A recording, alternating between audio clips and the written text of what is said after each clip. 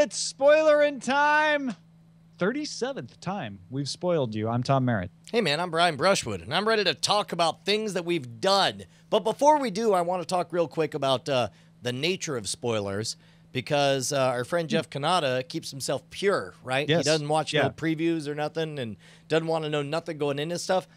We recently had the whole story about the rebranding of Edge of Tomorrow, where they just focused on the conceit of the show. Repeat. Yeah, well, and it's like a lot of people are like, that's dumb, and I'm like more apologetic. I'm like, it's a good movie. It didn't pull in what it should have at the box office. It's time to make a desperate move, and a desperate move is to tell people what the conceit of the movie is so that they jump in and watch it.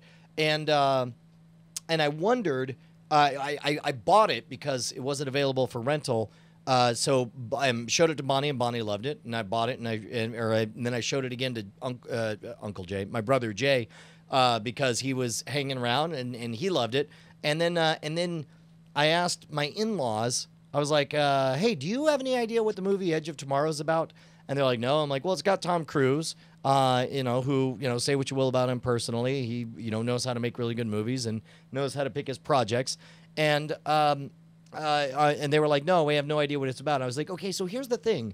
You're going to start off the first 20 minutes thinking this is just a very conventional science fiction story, but there'll be a moment when you'll realize it's really unusual, and I think you're going to like it a lot. So I'm just going to hit play over here, and you engage or not engage as you see fit. And so my mother-in-law had to deal with the kids, and so she was kind of in and out. But my father-in-law, Butch, was sitting there, and it was awesome. It was completely awesome to watch him enjoy the first 20 minutes thinking it was just a, World War II D-Day invasion with spacesuits.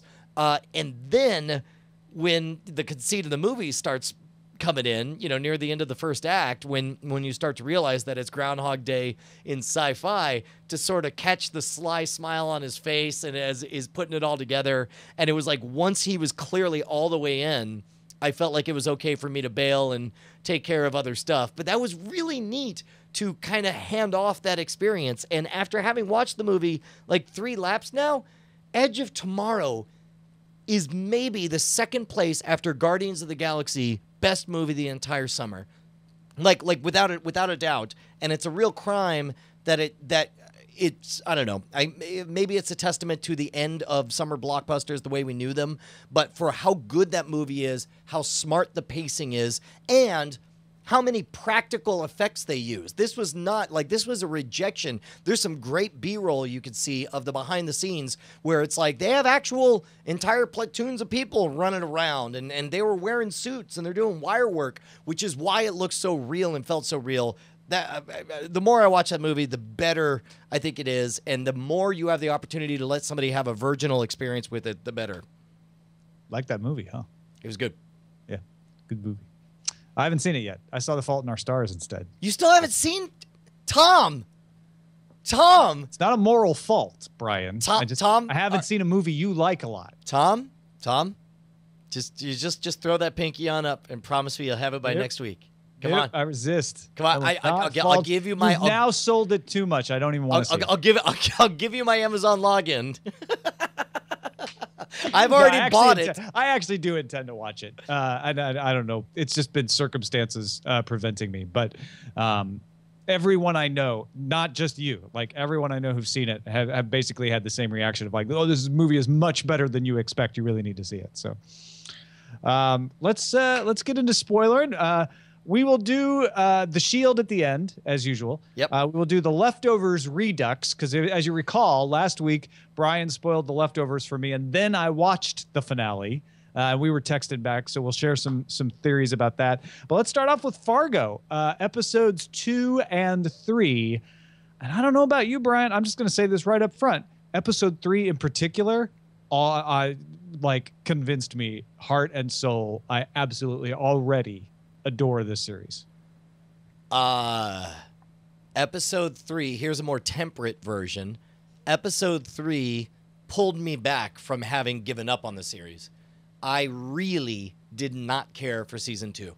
or for episode Or 2. episode 2. Like nothing happened, and it was a giant circular.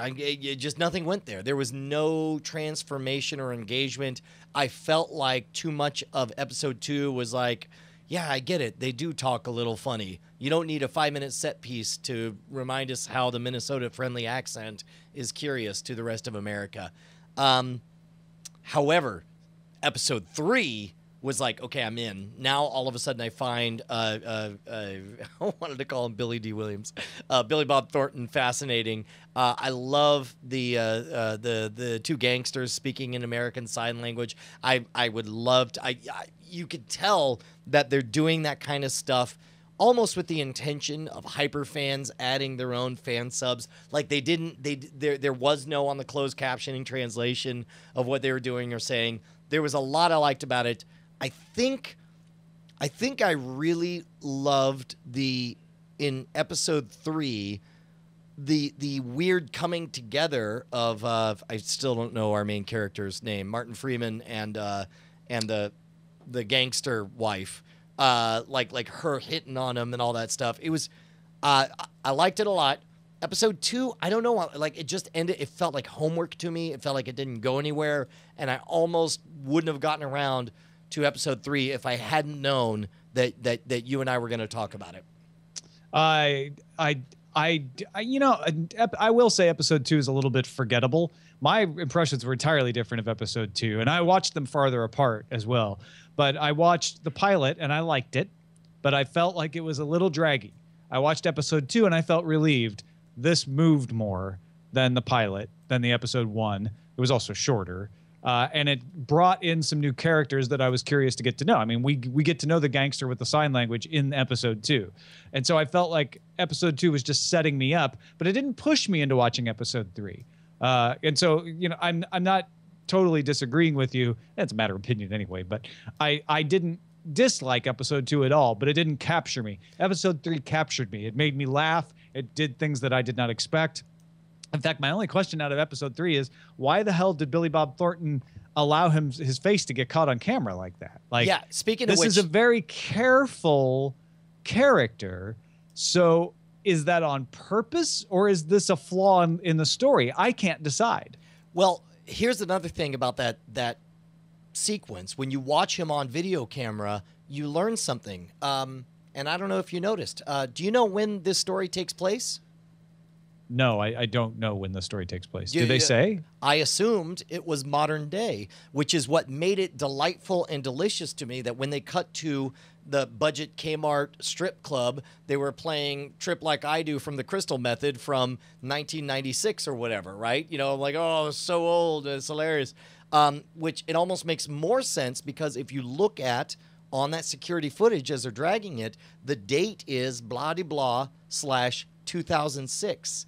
Which again, if you're going to make... Oh, you know what? I think they say that in the opening credits. No. But what they always say is, they say it's the same opening credit conceit that they did for the movie, which is, in respect for the dead, the names have been changed. Yeah, but they say it's 2006. I'm almost certain of it now. Oh, wait, they do?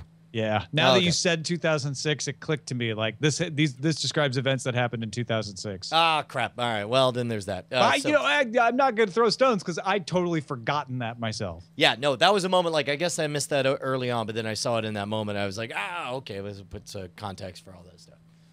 But what do you think? What do you think of Billy Bob Thornton's character? What do you think of him making that mistake? I think it can't be a mistake. If it is a mistake, it's a dumb mistake, and it's beneath him. But so what is he doing it for? Like, here's the brilliant part. This is one example of how episode 3 got me, is he is so confident and so sure at every moment of everything he does. In fact, I think it's episode 2 where he goes and gets the mail. And it's like, he just talks that guy like he did Duluth. It's addressed Duluth. Guy, it's like, for me. No, you're just going to give me the mail. This is what's going to happen. And so it wouldn't be beyond him to say, like, the camera's going to see me. I know this. I've planned for it. But I love when he gets the guy from Always Sunny in Philadelphia in the closet, and he's like, no, we're going to keep up the blackmail, but you're working for me now. I'm like, I actually did not see that coming. Wait, like, who did he play in Always Sunny in Philadelphia? Isn't that the one of the brother to the sister? Dude, wait. Zach is furiously. Chat room will have it in seconds here. I'll tell you what. That's the other thing too. Is there's so many faces. There's so much talent. Like I didn't recognize Colin Hanks. He's the bearded one of the two the gangsters that come in, or who is he? Because I know he's in it, but Tom Hanks's son. Yeah, it's the policeman from Duluth. God damn it, that's who. Okay, yes, all right. No, the moment you said that, that's right. Who's the bearded guy? Because he looks vaguely familiar to me in like a Jake Gyllenhaal kind of way. I don't know. God, it's Dennis. Dude, that's brilliant. That's great. Glenn Howerton is amazing. I can't even tell. Anyway, this is the kind of thing I never think to do is see somebody in their character. Agonizingly loved watching the episode 3 is finally when we start to see like a connection, possibly a romantic connection between what's her name and Colin Hanks. Who's got his teenage daughter and his difficult situations or whatever. Loved all of that, man. But I get the sense that you weren't as turned around by Billy Bob taking over the blackmail. No, I figured he's a gangster dude doing gangster shit, right? What about the scene where he is putting the Adderall into the acetaminophen? Like how well timed. I knew he was going to get away with it because of who he is, but at the same moment I'm just like, how is it possible that he's not going to get seen? But he's such a cool customer. First of all, Tom, you're the one watching The Shield. That's why I don't worry about him getting away with everything, is because I know he's going to get it just in time because I've seen The Shield. That's what I'm saying. Like, you know he's going to get away with it from the beginning of that scene. But it's so well shot. It still had tension. Still had suspense. Even though he clearly has no tension, and neither does the guy going around shouting at the dog, or I now cannot like that character at all. The King guy? Killing the Rottweiler. No, Billy Bob Thornton. Oh, no, I don't care. Kill a Rottweiler.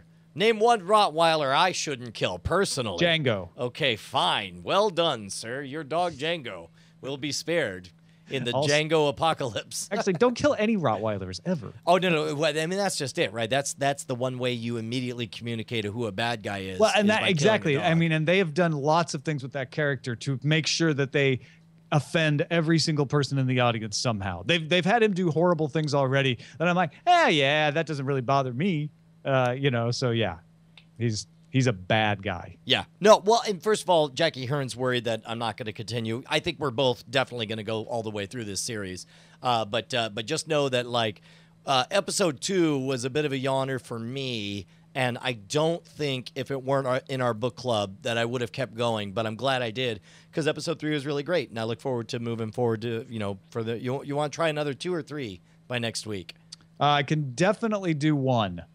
All right. Well, let's and start with 1. I'll try to do 2. I'd rather underpromise and overdeliver. Hey, so walk me through what it was like to watch The Leftovers, knowing that you heard a shabby Kmart, we're on a road trip. Because what's funny is like, let me go back to my text messages to Brian Brushwood. Oh, yeah. So that I could remember. I was basically texting Brian the whole time that I'm watching the finale. And knowing all the things that happen did not change it in the least. There are things that I noticed that Brian had mentioned, things that came in a different order than the way we talked about them. And even better, I found more in the scenes that I did get spoiled on. So particularly the scene where you say Patty shows up, she's behind him, and then she starts doing this weird makeout dance with him, and then he wakes up. Knowing that, like that's the quintessential thing you're not supposed to spoil, right? Right. Like you're supposed to be drawn into that and then be faked out and go, oh, okay, that was all a dream. Knowing it was a dream, I actually think I might have enjoyed it better because instead of sitting there going, I don't understand, like, is he imagining it? Are we finally seeing his hallucination? Why is it all sexy on him? That's weird. I was paying attention to other things, paying attention to other cues. As soon as his dad started to talk, I was like, where are his eyes? What is he saying? What, is there a particular meaning to the kinds of things he's saying? Are they dropping clues in here for other stuff? I'm not certain that I got anything more out of it from doing that, but it was a lot of fun just the same. But man, you got to admit, that was a long-ass way to go to turn around and say, fake out dream sequence. Like, that was like a 10-minute sequence where it's like you had gone so far, you're like, okay, well, I guess this is all happening. Seems out of character. And it seemed shorter knowing what was going to happen, I think. Yeah. Actually. It felt like a long because I'm time like, okay, we're going to be past this pretty soon. Yeah. And I think it's supposed to give you some insight, possibly that Kevin doesn't actually have the same issues that his dad does, right? But National Geo clearly gets slid under the door because that's something he experienced, but he didn't look at anything in it. He didn't find anything out. This is just a straight on dream sequence. Like, he's afraid that he's going to end up like his dad, and that his ghosts will haunt him, and his most recent ghost that would haunt him would be Patty. Yeah, no. And in that regard, I think it belongs as a dream sequence because it is him projecting his own fears about what he might be becoming into the future, which I think is great. By the way, for the record, still not comfortable. It's distracting to me having Bob Odenkirk be in Fargo. I can't make him anything other but the. We're back on Fargo now. Yeah, sorry. I just remembered Bob Odenkirk's in it, and every time I think about him, I'm just like, man, you. But I thought the same thing about him as Gotta Call Saul. Saul, whatever his name is. Saul Goodman. Yeah, Goodman. Saul Goodman. Oh yeah. Okay. Speaking of names, back to Fargo. What's up with Solver Man as a last name for a detective? Her name is Solver Man. Yeah. All right. Also, Martin Freeman's name is Nygaard. Nygaard? I don't know why I just remembered that. Well, because he's very cheap. He's Nygaardly. Nygaardly. Yeah. Or he's the night guard. He's the night defender of the day. He's guard. attack knight. The night attack knight who might attack night attack. All right, let's finish up. Anything else to ask me about Leftovers? I mean, that was No. I mean, just tell me, like, I mean, clearly from your texts, you were enthusiastic and you enjoyed it. It's clear that having me describe it didn't take much away from it. But do you, like, I felt shell-shocked and gut-punched and emotionally wrecked by the time that was over to see how much happened to the families, to the towns, to the individual relationships, how, whatever respect I might have had for the GR just totally, was dropped. I was like, man, that was out of bounds. That's some dark crap. And I don't know. I will say that the Nora scene, the way you described it, was less... had less of a punch to it when I watched it for some reason. I felt like she was very much in control and weepy, very obviously, but like she had taken control of that situation more than I expected it.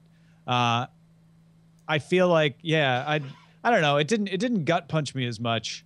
The whole crappy thing that they did, putting the fake people, because the fake people ended up to being the cheap models. They didn't really look like the people, so it wasn't. Dude, they look close enough to me. And again, I watched them back to back, so like I saw her family at the moment they vanished. 20 minutes later, I see her walk down, and they look close enough to her family that I thought, wait, what is it? Wait, there's something wrong with them. They're broken and so. And I was like, oh, the mannequins, and then it hit me. Like I I just totally explained it that fooled. it didn't punch me that way. Yeah. So yeah, Let's talk the Shield, man. let's talk Mum, episode 5 of season 3. Vic struggles with Claudette's supervision. He has to go clean the Alvarado corridor, and he doesn't like that Mrs. Franklin from Warehouse 13 is telling him to do that. It's a little bit cop show right then when she's like, nope, you got to do what I say and get those streets clean. And Vic's like, whatever. But most of the rest of this story is insane. So we get Vic discovering accidentally about the marked bills and not knowing what to do about it. We have Shane coming clean, which I didn't expect to happen, about the iron to the back of the head on Tavon. Tavon's not dead, but we still are in like no man's land. Like, is he going to live? Is he going to die? If he does live, is he going to remember anything? What's Shane going to do? Vic telling Shane, you got to come clean. You got to talk about it. You got to call it self-defense, because they will find out, and it'll be worse if they do. Meanwhile, not knowing what to do with the marked bills, all of that would have been an excellent episode. It would be what I've come to expect from the Shield, and would have kept my interest. But then, this is what I love about season 3. They're like, but you know these characters enough, so we need to take this somewhere you don't expect. And from the moment that Aceveda says, "Oh, you go on ahead, I'll call some unis to pick me up in a crack house," I'm like, it's not a good idea. Like, why would I the just captain realized which episode this is. Why would the captain do this? And then, of course, we have the scene where he is caught by the two guys coming back to try to find the money, and forced into a sexual abuse situation, which then makes the 2-episode story arc that isn't over yet of the elderly rape victims suddenly parallel with Captain Aceveda's story. And you see Wagenbach seeing all of the symptoms he's described in all of these elderly victims happening to Aceveda. And right there, I'm like, now I get it. Now I get the brilliance of this show. Like, this was a long con that they have been setting up, and it's disgusting, it's compelling, and it's something it's not the kind of story you would normally see on any kind of television show. So here's what's amazing. I don't know if you remember, but when in season 1 he's getting ready to run for city council, there are sexual aggressiveness. Like, did Aceveda rape this girl in his past or whatever? Yeah, that woman his ex-girlfriend tries to, blackmail him. Yeah. Right, exactly. And so because I didn't watch it real time, but I watched, I was downloading some, buying them online, DVDs for others or whatever. And you run across some description on IMDb or discussion where they talk about, like, yeah, the whole Aceveda rape thing was really, blah, blah, blah, blah, blah. And I was like, oh, man, so I guess Aceveda is a rapist after all. And then I got to that episode, I was like, nope. that ain't what they were talking about. No, and it's not something you expected to see. That was a bold movement. And forgive me, I hope this isn't spoiling, but I believe it's fairly significant at the time that it's not just what happened, but there's that very specific moment where a photograph is taken. Yes. That is not under his control. You can tell that photograph is you're meant to notice that photograph is being taken, and I've got it, and I have it on my phone now, and I'm uncomfortable taking it. Yeah. Yes. They highlight that really. Man, like, to be honest, okay, at this point, that's it. Like, your obligations to continue watching the show are hereby ended. If you have gotten to this point and it hasn't infected you all the way, then that's out. Like, those are the money train and that scene were the 2 moments that I wanted you to get to experience the punch to the nuts that is the Shield. And if you're not in now, you're never going to be in. But it sounds like you are in. No, I've been in for a while now. I actually, it's a nice, interesting way to do it, because I don't have a lot of time, and I've got to budget my time really closely these days. And it's nice to be able to say, I've got my own weekly that I'm going to check in on, and and I've got the time that I watch it regularly, and I look forward to it. This is not, oh, I got to do this thing, I better watch The Shield. This is like, oh, right, this is the time when I get to sit down and watch The Shield for an hour, and I have to. And so I don't have to do anything I don't want to do, because this is going to be really fun. Dude, I'm really excited. I'm really, really excited, because it just keeps delivering better. And given that your earliest complaints were that it felt very procedurally and all that kind of stuff, and that some of the stuff that was groundbreaking at the time nowadays feels a little bit cliche, like seeing a side boob or hearing the word dick or whatever, like knowing that all of that is going to fade away, and instead you're going to become more and more enchanted with the chess match of these characters moving forward. I can't wait. honestly, I'm not afraid to say it now. Those sorts of things that it was notable for back at the time that aren't notable today were gimmicks. Yeah. And if that's all this show was, I would be disappointed because it'd be like, oh, okay, I guess that's pushing the boundaries of television forward a little, but there wasn't any substance behind it. Well, now I realize, no, there's a ton of substance behind it. And it just took a while to build up to it. And I don't know if it was a plan to like construct these characters, which I'm sure in part it was, or if it's also them just kind of getting their facilities under them and saying, you know, we were just trying to push the edge. What if we push the edge this way? And they really start to push the edge in a substantial way that I think is really interesting to watch. Yeah. All right. Well, anything else I say from this point forward might just ruin something awesome for you coming up. So I can't wait. Can't wait. Very excited. Thanks everybody for watching Spoilerin' Time. We will spoil you next week. Yeah. Spoil your faces off like a baby. Like some week-old milk left.